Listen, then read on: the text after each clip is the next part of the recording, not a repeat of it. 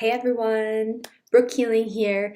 I just wanted to send out a really quick video on a couple topics that are in my everyday. And I work a lot with our sellers in the Madison market, and I work with a lot of sellers that in today's market, there's a lot of question and concern. Of course, everyone wants to maximize their net profit, right? So in today's market, as much of a seller's market as it is, what do sellers need to know?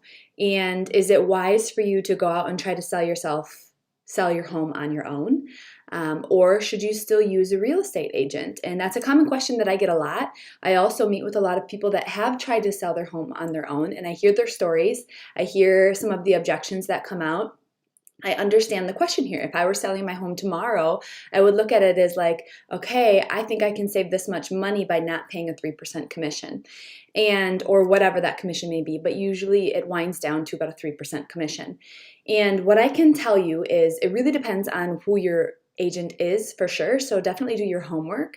But if you have an agent that knows the market and has an incredible marketing plan, our goal for our clients is not for you to pay us a commission, but for us to net you even more money than is possible. So really quick example, I met with someone yesterday who has their home on the market for sale by owner, and he reached out and he just wanted to chat with me about a few things. And we went over, I got very curious about what his goals were.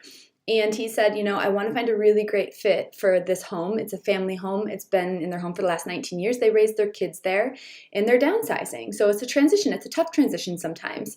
And he said, I just figured I'd try it on my own because I've done it on my own before, and I figured I could save a little bit of money. Very open to still seeing how I could help him. And he said, I had a couple come through a couple days ago. They're really interested. They have 3 little kids. We'd really love for them to be here. The problem was the couple that came through was not approved for his home. In fact, there was a difference of about $100,000 of a difference.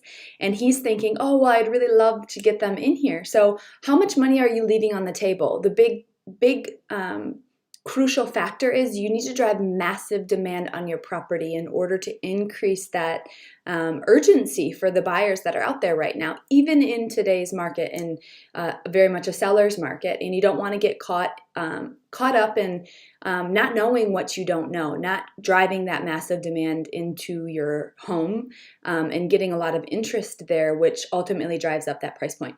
Not to mention all of the negotiation, not to mention all of the paperwork, not to mention all of the transaction side of things that you're guided through. So if you have any other questions, check out today's blog and feel free to reach out to us.